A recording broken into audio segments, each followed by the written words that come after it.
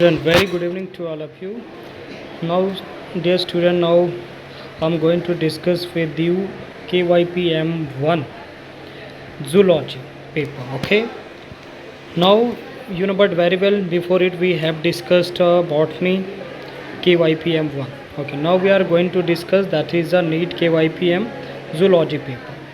Okay, it also contain a 50 question in a two section. Section A 35, section B 15. Section A is mandatory part and section B you have a choice. You can attempt about 10 question out of 15. Okay, let's start one by one. Student, first of all you have a first question that is a the secretion of the seminal vesicle contents.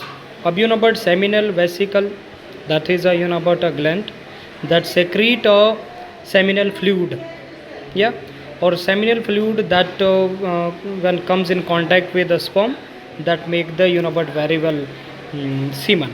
Got it? And semen but very well किससे बनता है? Seminal that is a seminal plasma plus sperm. Got it? And student but very well 65 to 70% जो seminal fluid होता है, sorry जो but fluid होता है, ठीक है, सेमिनल प्लाज्मा, वो आपको सेमिनल वेसिकल से मिलता है, रिमेनिंग प्रोस्टेट ग्लैंड से मिलता है. Got it. तो क्वेश्चन ये पूछा है the secretion of seminal vesicle content, जो सेमिनल वेसिकल ग्लैंड से सेमिनल फ्लूइड जो सेक्रीट होता है उसमें क्या क्या होता है. तो आप सभी बच्चों को पता है, एक तो एनर्जी का सोर्स होता है फ्रक्टोज, दूसरा there will be the calcium होता है, और कुछ एंजाइम्स होते हैं जो एंजाइम इंपॉर्टेंट होते हैं for the about dissolving of the about ओम का जो आउटर मोस्ट लेयर होता है कोरोना रेडिएटा जोना पैलेस्यूडा, तो उसको डिजॉल्व करने के लिए देर आर सर्टन एंजाइम्स होते हैं जो हेल्प करते हैं अबाउट फ्यूजन में. Got it. So the correct answer is a fructose plus calcium plus certain enzyme. Then student next question पूछा, very easy question, which part of fallopian tube is close to the over.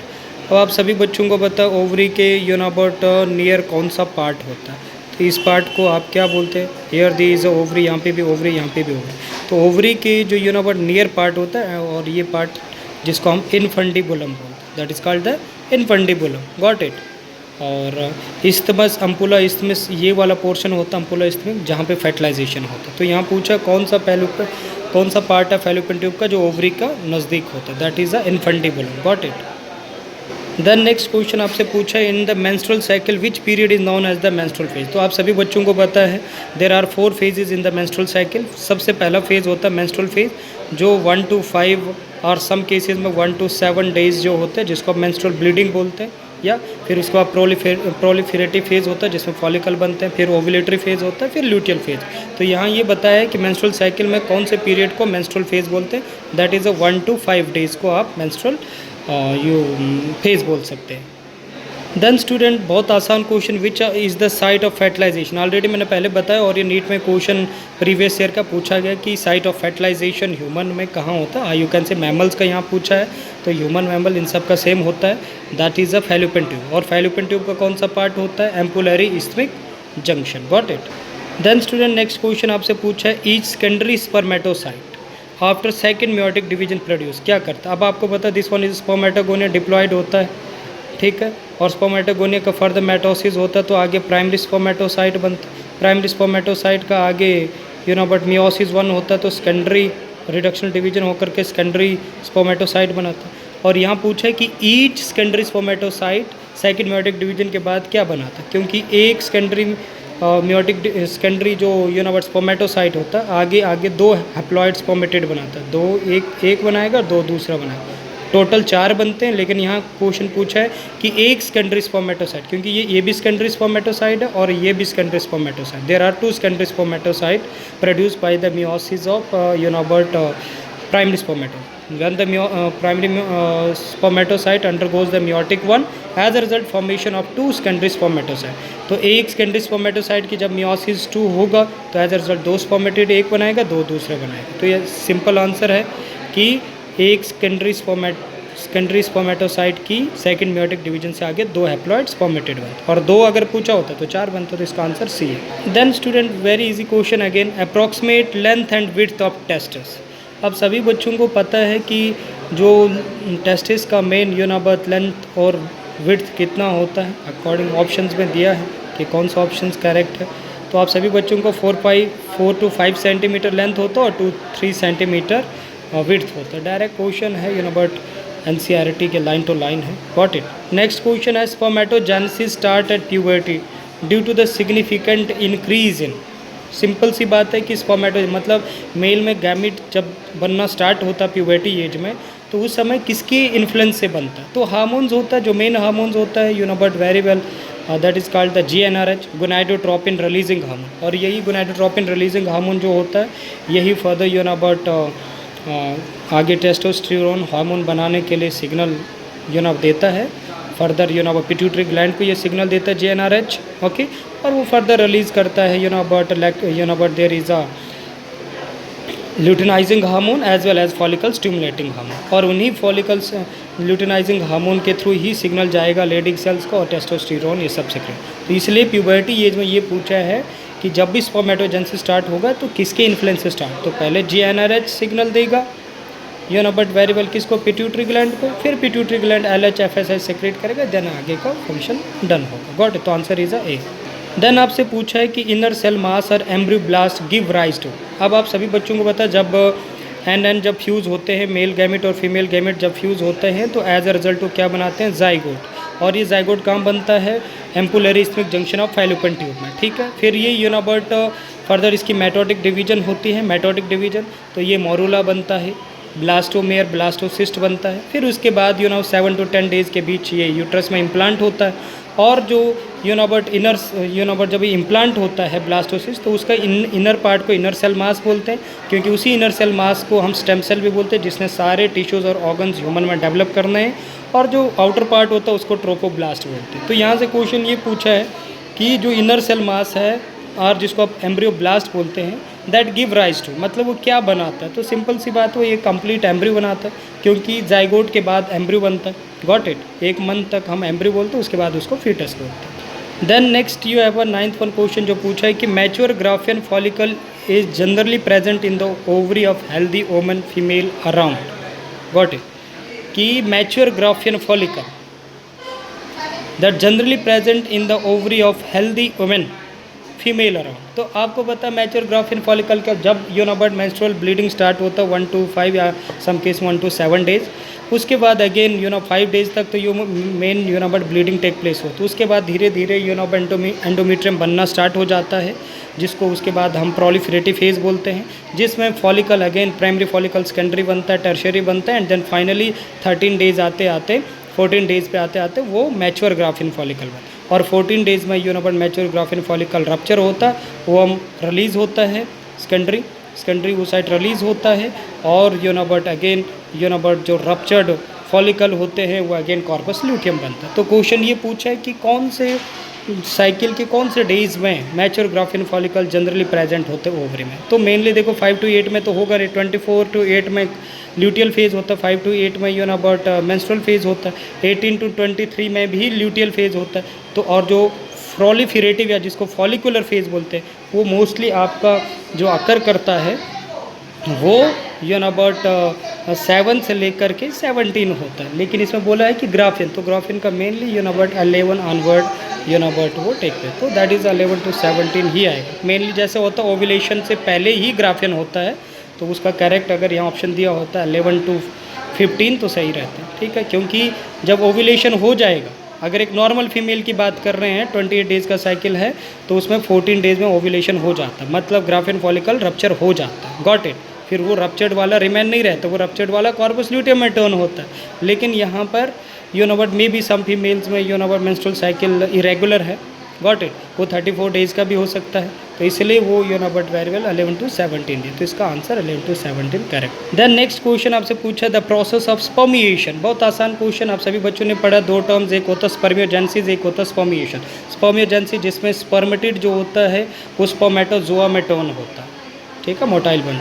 और spermiation का मतलब है जब sperm पूरे तरीके से you know but mature हो जाता है तो वो साइटोली सेल से डिटैच होता है और सेमिनिफेरस टेब्यूल से रिलीज होकर के रीटा टेस्टिस की ओर आता है। तो इसलिए यहाँ पूछा है स्पर्मिएशन रेफर टू व्हाट, तो आप सिंपल बोल सकते हैं the release of sperm from seminiferous tubule. तो जब सेमिनिफायर स्टेब्यूल से स्पर्म रिलीज होता है उसी को स्पर्मेशन बोलते हैं। नेक्स्ट क्वेश्चन अब आपसे पूछा है semen consist of sperm and seminal plasma.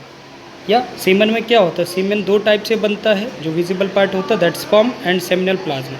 Seminal plasma liquid part होता है और ये किस किस से the seminal plasma is found by, कौन कौन बनाता है, सेमिनल ग्लैंड बनाता है, सेमिनल वेसिकल ग्लैंड बनाता है, प्रोस्टेट ग्लैंड बनाता है, you know but very well mainly. Remaining जो होगा वो कॉपर बनाएगा। तो यहाँ सेमिनल वेसिकल कॉपर दिया है लेकिन प्रोस्टेट नहीं दिया, यहाँ पर प्रोस्टेट और कॉपर दिया, सेमिनल नहीं दिया, यहाँ प्रोस्टेट और सेमिनल दिया है, कॉपर नहीं दिया। तो इसलिए ये अबाउट ऑप्शन आप डी देख सकते हैं। सो स्टूडेंट आप देख सकते हैं डी ऑप्शन में there is a seminal vesicle, prostate and Cowper gland. तो इसलिए आंसर डी आना चाहिए 11 का। तो ये सब सेमिनल प्लाज्मा को सेक्रेट करता है और सेमिनल प्लाज्मा जब स्पर्म के साथ मीट करता है तभी उसको हम सीमन बोलते हैं। अब नेक्स्ट क्वेश्चन आपसे पूछा find the correct statement that correspond to the feature that is present in hydra. Got it.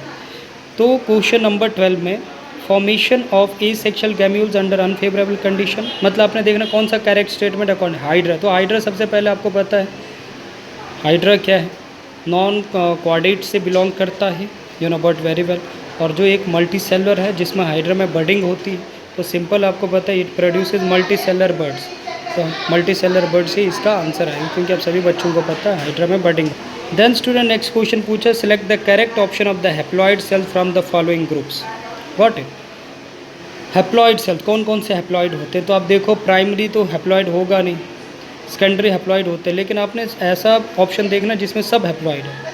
तो सेकेंडरी स्पर्मेटिड यूनाबर्ट हैप्लॉइड, स्पर्मेटोसाइट हैप्लॉइड होते हैं। फर्स्ट पोलर बॉडी मियोसिस के बाद बनता है हैप्लॉइड होता है, ओवम भी हैप्लॉइड होता है। सो बी करेक्ट है क्योंकि स्पर्मेटोगोनिया डिप्लॉइड है, प्राइमरी स्पर्मेटो भी डिप्लॉइड है, प्राइमरी oocyte भी डिप्लॉइड, इसलिए बी में ही ऐसे हैं जिसमें सब ऑप्शन आपको दिख रहे हैं जो हैप्लॉइड है। Got it. तो आंसर बी। नेक्स्ट क्वेश्चन अब आगे विच of the following hormone level will cause release of ovum from the Graafian follicle. किस हार्मोन के इन्फ्लुएंस में यूनाबट ओव्यूलेशन होता है। बहुत सिंपल क्वेश्चन है, डायरेक्ट क्वेश्चन है, आप सभी बच्चों को पता है, ठीक है, कि क्वेश्चन यह ऑप्शन दिया हाई कंसंट्रेशन ऑफ प्रोजेस्टेरॉन या लो कंसंट्रेशन ऑफ LH या they will be the low concentration of FSH। देखो LH का कंसंट्रेशन कम नहीं होता है, ये तो बढ़ता है, यहाँ दिया नहीं। अच्छा, प्रोजेस्टेरॉन का कंसंट्रेशन तब बढ़ेगा जब फर्दर ओव्यूलेशन हो जाएगा, समझ आए। लो कंसंट्रेशन ऑफ FSH तो यूनाबट फॉलिकुलर स्टेज में यूनाबट थोड़ा बढ़ता है, उसके बाद तो घट जाता है, ग्राफिन फॉलिकल टूट जाता है। तो एक ही ऑप्शन बचता है that is a high concentration of estrogen. Got it. Then next question you have बस meiotic division of the secondary oocyte completed. Secondary oocyte की मियोटिक डिवीजन कब कंप्लीट होते। तो ऑलरेडी आपको बताया कि फीमेल में फर्स्ट मियोटिक डिवीजन स्टार्ट होती है एम्ब्रियोनिक स्टेट में, लेकिन वो डिप्लोटिन स्टेज प्रोफेज 1 का मियोसिस 1 के प्रोफेज 1 के डिप्लोटिन स्टेज में अरेस्ट हो जाता है।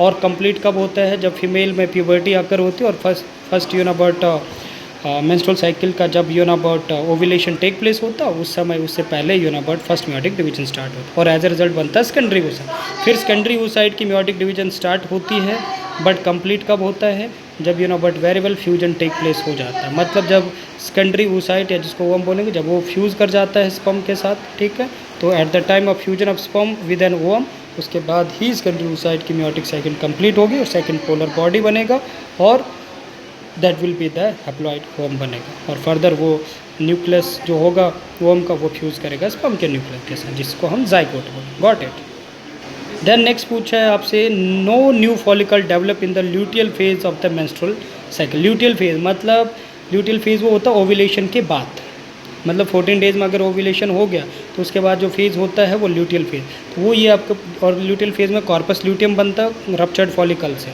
तो इसलिए ये पूछा है कि कोई भी न्यू फॉलिकल क्यों ल्यूटियल फेज़ में नहीं बनता है, क्योंकि ऑप्शन देख लीजिए। तो क्योंकि आपको फर्स्ट बोला है क्या follicle do not remain in the ovary after ovulation, ये कोई आंसर नहीं। FSH level are high in the luteal phase, no.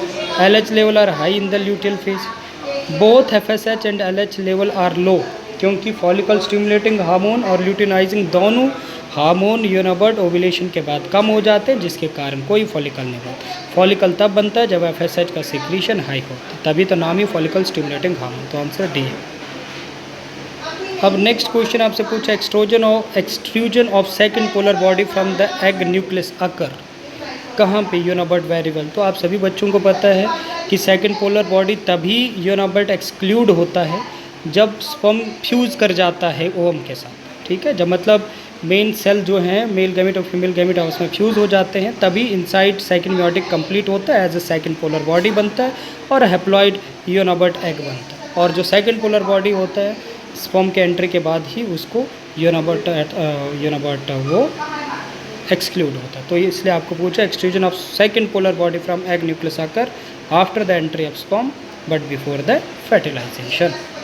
Next आपसे पूछा select the incorrect statement. LH-FSH trigger ovulation in ovary, बिल्कुल सही। LH and FSH decrease gradually during the follicular phase में, तो ये बढ़ते हैं, ठीक है ना कि घटते हैं, तो यही इनकरेक्ट है। बाकी तो सब करेक्ट है। Got it. नेक्स्ट क्वेश्चन आपसे पूछा identify the correct statement on inhibin. अब इनहिबिन आप सभी बच्चों को पता है मेल में इनहिबिन हार्मोन सेक्रेट होता है। उसका मेन काम क्या होता है कि जब भी यूनाबर्ट ओवर सिक्रीशन हार्मोन्स का होता है FSH, तो उसको वो रोकने का काम करता है, समझ आए। LH हार्मोन जो हो या FSH, इनको यूनाबर्ट इनहिबिट करने का काम करता है, समझे। तो इसीलिए आपसे पूछा है statement it is produce by granulosa cells in ovary and inhibit the secretion of FSH, ठीक है। तो फॉलिकल स्टिमुलेटिंग हार्मोन को ये यूनाबर्ट क्या करता है, यूनाबर्ट उनका सिक्रीशन को रोकने का काम करता है। Got it. तो इसलिए बच्चे ये बिल्कुल क्लियर है। तो इनहिबिन का काम क्या है कि जब भी हार्मोन FSH ओवर सिक्रीट होने लगेगा तो उसको रोकने का काम करता है। अब नेक्स्ट क्वेश्चन आपसे पूछा है changes in GnRH pulse frequency in female is controlled by circulating the level of estrogen and inhibin. Next option है that is progesterone only, progesterone and inhibin, estrogen and progesterone. तो आपसे एक बार फिर से आप क्वेश्चन को देख लीजिए क्या पूछा आपसे पूछा है changes in GnRH pulse frequency in female is controlled by circulating the level. तो मेनली दैट यूनाबर्ट फीमेल में GnRH हार्मोन मेनली क्या सेक्रेट करवाता है, तो यूनाबर्ट एस्ट्रोजन और प्रोजेस्टेरॉन। तो इसलिए answer should be the D होना चाहिए। Got it. नेक्स्ट आगे आपसे पूछा the main function of the mammalian corpus luteum is to produce. तो कॉर्पस ल्यूटियम एक ही हार्मोन सेक्रेट, आप सभी बच्चों को बस जब कॉर्पस ल्यूटियम बनता है तो वो प्रोजेस्टेरॉन हार्मोन सेक्रेट करता है। Next question grey crescent is the area. तो ऑप्शन आप पढ़ सकते हैं at the point of entry of sperm into ovum, या just opposite to the site of entry of sperm into ovum, and at the animal pole या at the vegetal. तो आप सभी बच्चों को पता है ये फीमेल में यूनाबर्ट जब भी फ्यूजन टेक प्लेस होने लगता है तो उसी केस में ग्रे क्रिसेंट एक ऐसा एरिया होता है that is just opposite to the site of entry of sperm into ovum. तो answer should be the B.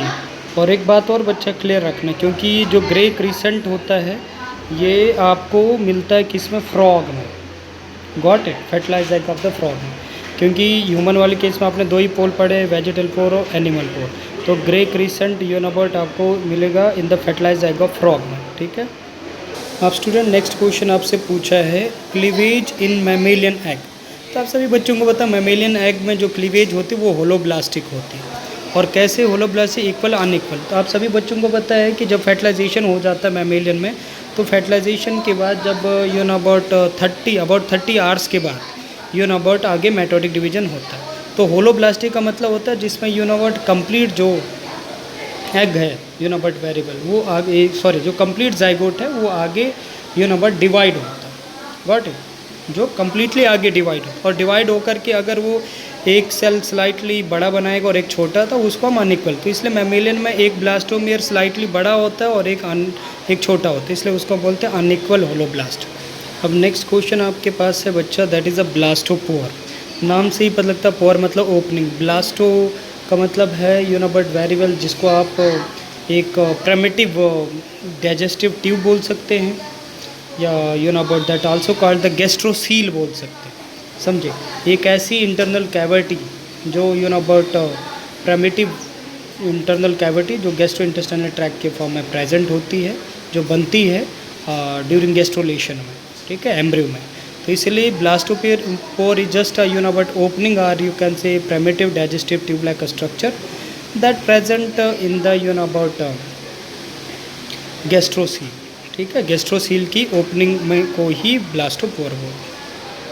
अब स्टूडेंट नेक्स्ट क्वेश्चन आपसे पूछा है acrosome reaction in sperm is triggered by. अब आपको पता स्पर्म का जो पार्ट होता है top one that is called the acrosomal part होता है और उसमें भी एंजाइम होते हैं। लेकिन ये बोला कि एक्रोजोमल रिएक्शन कब but acrosomal reaction in sperm कब इंक्रीज होता है और किसके कारण बट वो इंक्रीज होता है। तो आपको पता है जब स्पर्म फ्यूज़ करता है ओवम के साथ, तो ओवम का जो बट जो साइटोप्लाज्म होता है वहाँ से बट फर्टिलाइजिन जो होता है that is a fertilizin FERTILIZIN SIN नहीं है, इट्स अ ZIN है।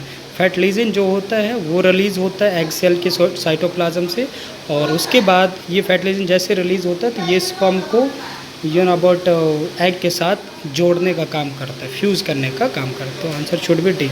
नेक्स्ट क्वेश्चन आपसे पूछा बच्चा कि which of the following secrete hormone relaxin during the later phase of pregnancy. तो अब बट वेरी वेल की सिंपल सी बात है कि कौन सा अबाउट पार्ट है जो प्रेगनेंसी के टाइम पे late phase of the pregnancy में रिलैक्सिन हार्मोन रिलीज़ करता है। तो रिलैक्सिन हार्मोन कौन रिलीज़ करता है तो but very well corpus luteum करता है, क्योंकि फर्टिलाइजेशन के बाद इम्प्लांटेशन हो जाता है और जब तक पार्चुरेशन नहीं होता तब तक कॉर्पस ल्यूटियम मेंटेन्ड होता है और ये एंडोमेट्रियम को सपोर्ट करता है। और जैसे प्रेगनेंसी अबाउट अनरेडी होता है पार्चुरेशन के लिए तो as a result corpus luteum से रिलैक्सिन हार्मोन रिलीज़ होता है और वो यूट्रस को और ज़्यादा कॉन्ट्रैक्ट करने का काम करता है। नेक्स्ट क्वेश्चन अब आपसे पूछा बच्चा कि which of these is not an important component of initiation of parturition in human. Got it. तो आप ऑप्शन पढ़ सकते हैं। Increase in estrogen and progesterone ratio, no ये तो इम्पॉर्टेंट है। सिंथेसिस ऑफ प्रोस्टोग्लैंडिन्स भी इम्पॉर्टेंट। रिलीज ऑफ ऑक्सीटोसिन तो मेन है। रिलीज ऑफ प्रोलैक्टिन नहीं है इम्पॉर्टेंट, क्योंकि प्रोलैक्टिन का मेन काम क्या है, प्रोडक्शन ऑफ मिल्क। ये फीमेल के मेमरी ग्लैंड में प्रोड्यूस करेगा मिल्क। Got it.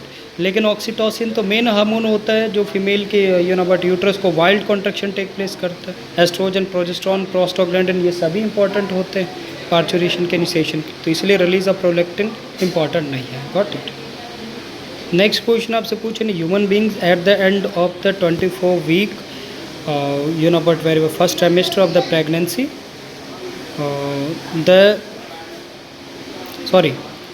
क्वेश्चन आपका यहाँ पे बच्चा एक बार इसमें ये जो आपको बताया गया है इसको दोबारा से 24 नहीं है, it's a 12 in a human being at the end of 12 weeks, क्योंकि 4 वीक का 1 मंथ होता है और फर्स्ट ट्राइमेस्टर का मतलब एक ट्राइमेस्टर में 3 मंथ्स होता है। ठीक है, तो in a human being at the end of 12 weeks first trimester of pregnancy the following is observed. तो क्या क्या ऑब्जर्व होगा, तो आप ऑप्शन पढ़िए। ठीक है, तो फर्स्ट ऑप्शन बोला eyelid and eyelashes are formed. ठीक है, most of the major organ systems are formed और the head is covered with fine hair, movement of the fetus. तो देखो आप सभी बच्चों को पता है, क्योंकि फर्स्ट ट्राइमेस्टर में at the end of first trimester बोल तो तीसरे मंथ में मोस्टली जितने भी मेजर ऑर्गन सिस्टम हैं वो बन जाते हैं। Head is covered with fine hair ये सेकंड की बात, मूवमेंट ऑफ द फीटस ये 5th मंथ की बात, समझे मेरे बात। तो इसलिए जो मेन बट आपको बोला कि eight the end of 12 weeks में क्या हो तो मेजर ऑर्गन जो हैं वो डेवलप हो जाते हैं। नेक्स्ट क्वेश्चन आपसे पूछे in case of couple where the male is having a very low sperm count, then आपसे पूछा which technique will be suitable for fertilization. तो अगर कपल में मेल में स्पर्म काउंट ही कम है, ठीक है, ओलिगोस्पर्मी या वट एवर ये सब चीज़ें अकर हो रही है, स्पर्म काउंट ही कम है, तो कौन सा टेक्निक अबाउट सूटेबल होगा। तो अबाउट वेरी वेल ऑलरेडी आप लोगों ने पढ़ा, तो उसके लिए हम सिंपल एक ही बोलते हैं दैट इज़ आर्टिफिशियल इंसेमिनेशन। तो उसमें वो अबाउट कैपेसिटेशन वाला स्पर्म जो फर्टाइल है, जिसमें अबाउट स्पर्म काउंट ज़्यादा होगा, तो ऐसे अबाउट स्पर्म्स को अबाउट आर्टिफिशियली बॉडी में इंजेक्ट किया जाएगा फीमेल के। ठीक है, तो artificial insemination will be the suitable for fertilization. Next question पूछा several hormone like human chronic gonadotropin, human prolactin, HPL आ गया और estrogen, progesterone is produced by. ये आप सभी बच्चों को पता है कि जब भी fat about pregnancy take place होती है तो ये सब मेनली HCG, HPL ये सब हार्मोन सेक्रेट होते हैं। तो ये कहाँ से सेक्रेट होते हैं? तो जब इम्प्लांटेशन पूर्ण रूप से अबाउट टेक प्लेस हो जाता है, तो आप सभी बच्चों को पता है जब इम्प्लांटेशन हो जाता है तो फीटस और मदर के बीच में एक टेम्परेरी ऑर्गन बनता है जिसका नाम है प्लेसेंटा। तो उससे ही प्लेसेंटा से HCG ये सब बहुत। और ह्यूमन फीमेल में यूरिन के माध्यम से ही प्रेगनेंसी टेस्ट होता है, जिसमें अगर HCG इन सब का प्रेजेंस मिलता है तो female will be the pregnant. Got it. Then अब आपसे पूछा tubectomy is a method of. अब सभी बच्चों के पास दो टाइप होते हैं, एक ट्यूबिक्टोमी, एक वैसेक्टोमी। वैसेक्टोमी में वास डिफरेंस को कट करते हैं ताकि जो स्पर्म है वो फीमेल रिप्रोडक्टिव पार्ट तक रीच ना करे। Got it. क्योंकि वो एपिडिडमस में ही रह जाता है फिर, समझे। और ट्यूबिक्टोमी में जो आप सभी बच्चों को पता है फैलोपियन ट्यूब है उसको कट करते हैं, दोनों एंड से फैलोपियन ट्यूब को कट करते हैं और फोल्ड करके उसको धागे से बांध दिया जाता है ताकि जो स्पर्म है वो स्पर्म फैलोपियन ट्यूब के एम्पुलरी इस्मिक जंक्शन तक ना पहुँचे। क्यों? नहीं तो पहुँचेगा तो फर्टिलाइजेशन करेगा। देन नेक्स्ट आपसे पूछा which one of the following is the most widely accepted method of contraception in India at present. तो आप सभी बच्चों को पता सबसे most widely accepted method cervical cap. इसमें प्रॉब्लम्स आ जाती है इंसर्शन में वेरी वेल। ट्यूबिक्टोमी क्योंकि एक मेजर ऑपरेशन होता है, इसमें डायफ्राम में भी वही एक्सपर्ट की प्रॉपर सुपरविजन चाहिए। तो इसलिए that is the most one, that is a intra uterine devices is a widely accepted method of contraception in India. Then next question आपसे पूछा which of the following STDs are not curable. तो आप सभी बच्चों ने already ये पढ़ा है कि कौन सा STD जो है क्यूरेबल नहीं। NCERT के डायरेक्ट लाइंस वाले सारे क्वेश्चंस है बच्चा। Got it.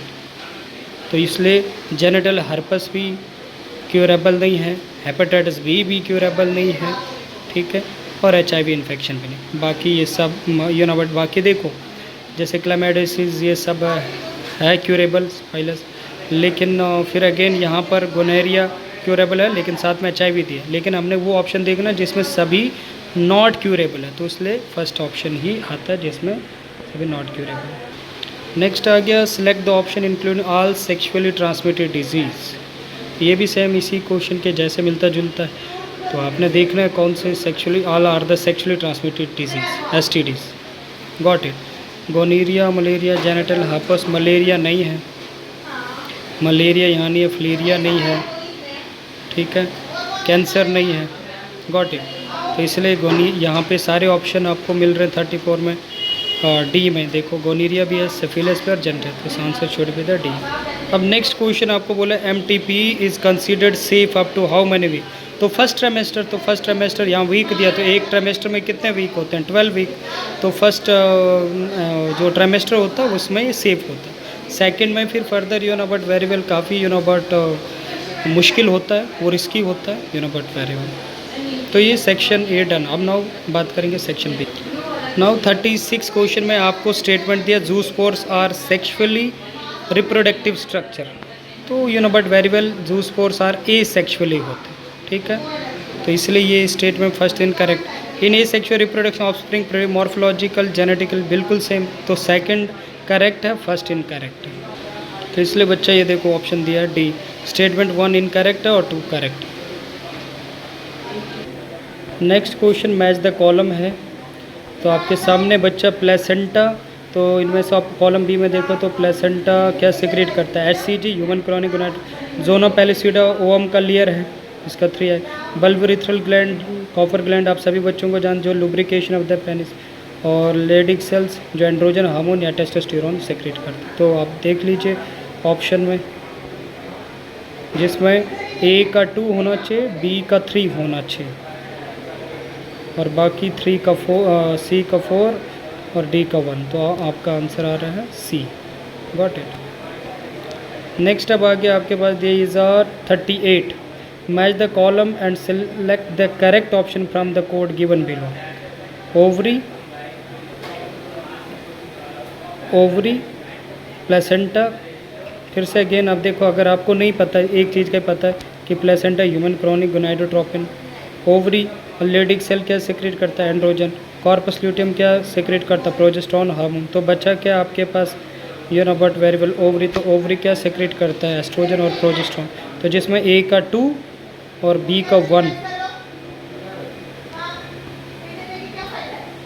ए का 2 बी का 1, तो आपको इसमें भी ऑप्शन जो आएगा वो डी आएगा। Got it. नेक्स्ट अब 39 देखो, the difference between spermiogenesis and spermiation. Already आपको पता है, पहले भी क्वेश्चन आया। स्पर्मियोजेनेसिस आपको पता है जिसमें स्पर्मेटिड से स्पर्मेटोजोआ बनता है, और स्पर्मिएशन में जिसमें स्पर्म जो है वो यूनाबर्ट एसोसिएट होता है सेमनीफेरस यूनाबर्ट साइटोली सेल से, और सेमनीफेरस ट्यूब्यूल से रिलीज होता है।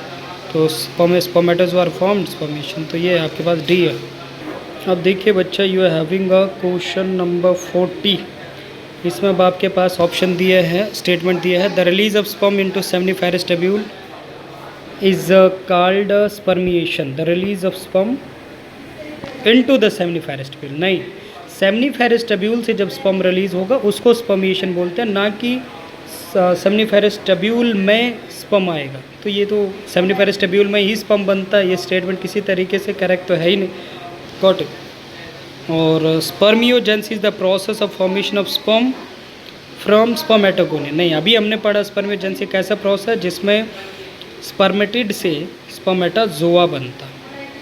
तो इसलिए दोनों स्टेटमेंट इनकरेक्ट। तो ये मैं बोला है 1 करेक्ट बट नहीं, तो इससे आप देखो जिसमें दोनों इनकरेक्ट है। तो ये आपको दिख रहा है डी में, तो इसका डी आंसर हो। स्टूडेंट हमारे पास क्वेश्चन है दैट इज़ ऑफ 41। अब 41 में क्या बोला, which of the following statement are true for spermatogenesis but do not hold true for oogenesis। ठीक है, कौन सा स्टेटमेंट है स्पर्मेटोजेनेसिस के लिए ट्रू है लेकिन oogenesis के लिए नहीं है। सबसे पहला स्टेटमेंट पढ़ो, it is the result from haploid, ये तो दोनों के लिए ट्रू, सो ये आंसर नहीं आ सकता। दूसरा है differentiation of gamete occur after the complete meiosis, ये ट्रू है स्पर्मेटोजेनेसिस। क्यों? क्योंकि मेल में सिंपल डायरेक्ट मियोसिस होने के बाद डायरेक्ट, जैसे मियोसिस 1 हुआ तो सेकेंडरी स्पर्मेटोसाइट बना, मियोसिस 2 हुआ तो डायरेक्ट स्पर्मेटिड, और उसका डिफरेंशिएशन होकर के स्पर्मेटोजोआ। लेकिन फीमेल में ऐसा नहीं, मियोसिस 1 हुआ तो बट वो भी अरेस्ट हो गया, देन मियोसिस 2 हुआ तो as a result secondary oocyte बना, लेकिन वो भी अरेस्ट फेज में बना, तो इसलिए वहाँ कोई डिफरेंशिएशन प्रॉपर नहीं हुआ। Then meiosis occur continuously mitotic dividing stem cell population, तो मियोसिस जिनमें कंटिन्यूसली होता है तो मेल में होता है स्पर्मेटो मियोसिस 1 मियोसिस 2 डायरेक्ट, लेकिन फीमेल में मियोसिस 1 एम्ब्रियोनिक स्टार्ट होता है, वो अरेस्ट हो जाता है, फिर 10 साल के बाद जा कर के वो कंप्लीट होता है। फिर मियोसिस 2 भी स्टार्ट तो होता है, मेटाफेज सेकंड में अरेस्ट हो जाता है, जब स्पर्म रिसीव होगा तब जाकर कंप्लीट। तो इसलिए सी वाला भी स्पर्मेटोजेनेसिस के लिए ट्रू है, फीमेल के लिए नहीं। देन नेक्स्ट इसमें बताया it is controlled by luteinizing hormone and ये तो दोनों में होता है, सो ये दोनों के लिए ट्रू, ये भी दोनों के लिए ट्रू था, फर्स्ट भी ट्रू था। जो सिर्फ मेल के लिए था वो है बी सी, और इसके बाद थर्ड देखते it is in, yes exactly, ये भी मेल के लिए। क्यों? क्योंकि मेल में स्पर्मेटोजेनेसिस प्यूबर्टी में होता है, फीमेल में कब होता था, एम्ब्रियोनिक। तो इसलिए आंसर ढूंढिए जिसमें आपको मिलेगा बी सी ई। तो बी सी ई आपका, जिसमें ये मेल के लिए स्पर्मेटोजेनेसिस के लिए वैलिड है और फीमेल के लिए नहीं। देन 42, अब 42 में मैच द लिस्ट करिए, डायफ्राम्स का क्या काम होता है, तो यहाँ पे तो दिख नहीं रहा डायफ्राम्स, यस, तो डायफ्राम्स है they cover the cervix blocking the entry of sperms. तो फर्स्ट का 4 देखो, तो आपको दो जगह फर्स्ट का 4 दिख रहा है यहाँ सी और डी में। अब सी और डी में ही आंसर होगा, ये स्मार्ट वर्क, ठीक है। अब दूसरा आपने देखना है कंट्रासेप्टिव पिल्स। तो कंट्रासेप्टिव पिल्स, अब आपको, अब सभी बच्चों को पता है कंट्रासेप्टिव पिल्स का काम क्या होता है, यहाँ ऑप्शन सामने, inhibit the ovulation and implantation को रोकते हैं। तो अब आप देखो जिसमें बी का 1 आ रहा है, तो बी का 1 इन दोनों में है। अभी भी डाउट है कि ऑप्शन या तो सी होगा या तो डी। अब सी पे आ जाते हैं, तो इंट्रा यूट्रीन, तो इंट्रा यूट्रीन डिवाइसेस की बात करें, इंट्रा यूट्रीन,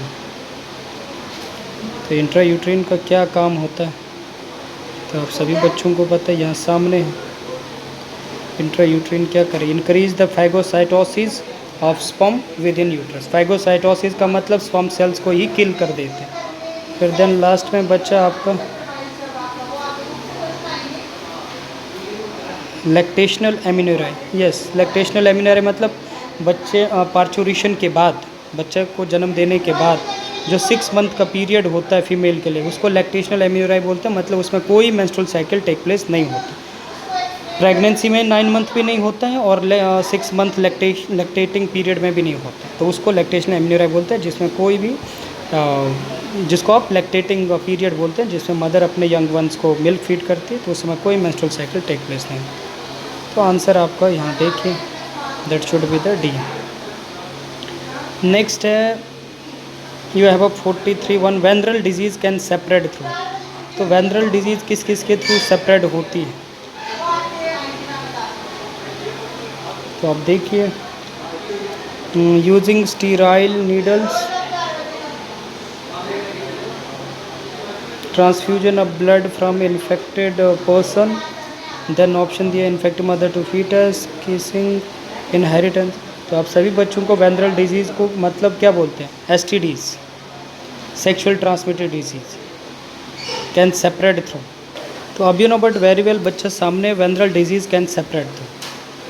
एक तो स्प्रेड किसके थ्रू हो सकता है एसटीडीज़, सेक्सुअल ट्रांसमिटेड? एक तो अगर इन्फेक्टेड नीडल्स हो तो, ठीक है, और transfusion of blood from infected person, blood अगर इन्फेक्टेड पर्सन का यू नो अबाउट किसी तरीके से ट्रांसफ़र हो गए किसी नॉर्मल पर्सन उसके, और इन्फेक्टेड मदर से उसके बच्चे में, तो ना तो किसिंग के थ्रू होगा, ना तो इनहेरिटेंस के थ्रू होगा, ना तो यूजिंग स्टीराइल नीडल, क्योंकि स्टीराइल का मतलब ही होता है डिसइंफेक्टेड।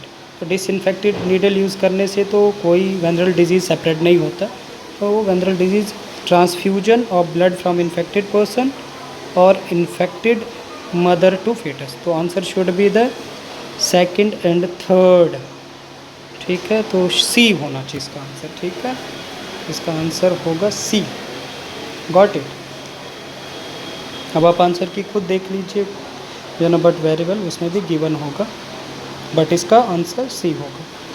अगर आंसर की में कोई भी आप देख लीजिए, आंसर की में अगर कोई गड़बड़ होगा, बट मे बी वो मिस्टेकन हो सकता है अगर, बट आंसर इसका सी होना चाहिए, that should be the second and third. Next है, select the correct match from 4 option that follow. Question 44 you have a, pill का क्या काम है? ओव्यूलेशन को रोकता है, ठीक है। देन बी का 1 आएगा, वैसिक्टोमी का सीमन कंटेन नो, और कॉपर टी का आपका आ गया इम्प्लांटेशन। तो कॉपर टी इम्प्लांटेशन रोकता है, पिल जो है ये ओव्यूलेशन रोकता है। Got it. तो ऐसा ऑप्शन देखिए जिसमें ए का 3rd, बी का 1 और सी का 4 और डी का आपका 2nd। तो you having a, that is a C. Next आ गया 45, select the correct sequence for transport of sperm cells in male reproductive system. ये आपने करेक्ट इसमें बताना है।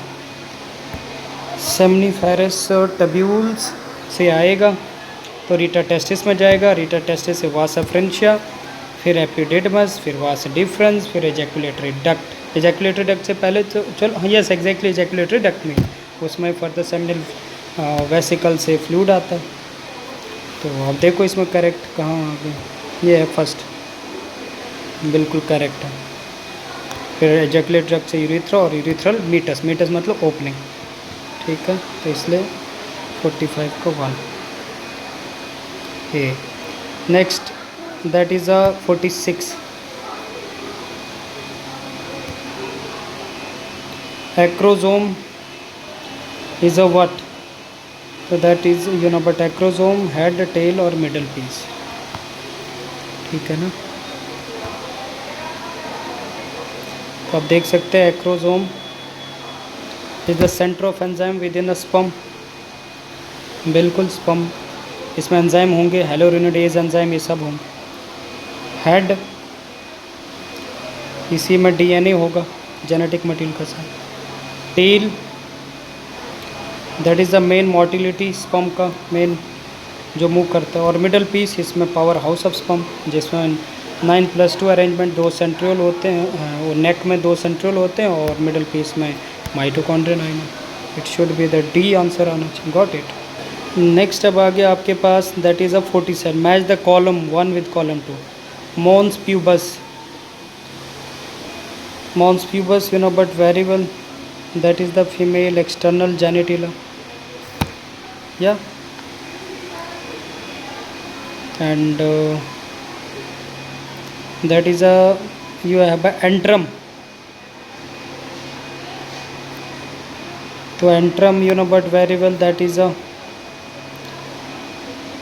ग्राफियन फॉलिकल के अंदर ही जो मेन पार्ट होता है, एम्प्टी पार्ट, जिससे एस्ट्रोजन हार्मोन होता है, ग्राफियन फॉलिकल। और that is a trophoectoderm, that is a embryo का पार्ट होगा। और निबन कोन, दैट इज़ अ स्पर्म का पार्ट। तो answer should be the B. Then next आ गया आपके पास, in conduct amniocentesis which of the following statement is incorrect. तो एमनियोसेंटेसिस एक ऐसा टेस्ट होता है जो जिसमें फीटस का embryonic fluid you know but amniotic fluid को एक्सट्रैक्ट किया जाता है, नीडल के माध्यम से गेट किया जाता है, और उसमें यू नो बट कोई भी जेनेटिकल डिसऑर्डर होते हैं उसको हम चेक करें। अब आपने देखना है कि कौन सा इनकरेक्ट है। Got it. It is prenatal sex, yes exactly. But देखो अब ये बैंड है, जैसे यहाँ पे लिखा है कि क्या हम इससे सेक्स डिटर्मिनेशन करते हैं, बिल्कुल इससे सेक्स डिटर्मिनेशन करते थे, लेकिन अब इंडिया में इसको बैन कर दिया गया। हाँ, कई कंट्री में जहाँ बैन नहीं होगा वहाँ करते होंगे, लेकिन इंडिया में इसको इलीगल है। अगर हम सेक्स डिटर्मिनेशन करेंगे तो इलीगल, इसमें 10 साल की जेल हो जाएगी। Got it. सो हम सेक्स डिटर्मिनेशन, अगर आपसे कोई पूछेगा कि इंडिया में, तो इंडिया में इसका ये फर्स्ट ऑप्शन ही गलत आएगा, क्योंकि इंडिया में हम सेक्स डिटर्मिनेशन अब लीगलाइज तरीके से नहीं कर सकते। हाँ पॉसिबल है, इससे करते हैं, लेकिन आज भी जो इलीगल तरीके से करते होंगे तो वो पॉसिबल है। सो हम यहाँ देखेंगे कि एमनियोसेंटेसिस से सेक्स डिटर्मिनेशन पॉसिबल है, तो है। It can be use for detection of down syndrome, बिल्कुल जेनेटिकल डिसऑर्डर ही डाउन सिंड्रोम है ही, जो 21 ट्राइजोमी है उसका एक एग्जाम्पल है ट्राइजोम का ही Down syndrome. It can be use for detection of cleft palate. तो क्लेफ्ट पैलेट अब आप सभी बच्चों को पता है, वो एक सिंड्रोम है, एक सिम्टम्स है, जिसमें आप देखते हैं कि एक पर्सन में अगर जब प्रॉब्लम्स होती है तो उसके कारण जैसे क्लेफ्ट पाइलेट डेवलप हो जाते हैं, लिप्स आपने देखे हैं और बीच से कट जाते हैं, तो वो 3 लिप्स डेवलप हो जाते हैं। तो हम क्या इन सब चीज़ों को डिटेक्ट करने के लिए एमनियोसेंटेसिस करते हैं? नहीं, वो तो एक just you know about symptoms है, ठीक है, या यू नो सिंड्रोम सामने है, लेकिन मेन हम तो जेनेटिकल डिसऑर्डर को असेस करते हैं, जेनेटिकल सिंड्रोम को असेस करते हैं, ना कि उसके सिम्टम्स को। सॉरी, तो क्लेफ्ट पैलेट एक सिम्टम्स है, एक सामने उसका इफेक्ट है। It is usually done with in woman between 14 to 16, yes exactly. तो इसलिए इनकरेक्ट जो है उसका, that is a cleft palate, ठीक है, क्लेफ्ट पैलेट एक सिम्टम है। 49 यू हैव अब आपसे पूछा है, consider the statement given below regarding contraception and answer is directed thereafter. यहाँ पे एम हट गया है। It is a medical termination of pregnant during the first trimester, generally से बिल्कुल ठीक है। जनरली चांसेस ऑफ कंसेप्शन और nil until mother breast feeds the infant up to 2 years। Conception बोल रहे हैं, नो ये तो बिल्कुल गलत है, ये तो कोई चांस ये है ही नहीं, यू नो। बट इन्हें बोले कि 2 साल तक अगर बच्चा दूध पी रहा है तो कंसेप्शन नहीं हो सकता फीमेल में। नो, हो सकता है, क्यों नहीं हो सकता। Again after parturition again it will be the you know about possible, after 1 month again ये पॉसिबल होता है। Intra uterine device like copper T are effective contraceptives, yes exactly, बिल्कुल। देखते हैं ऑप्शन में क्या पूछा है।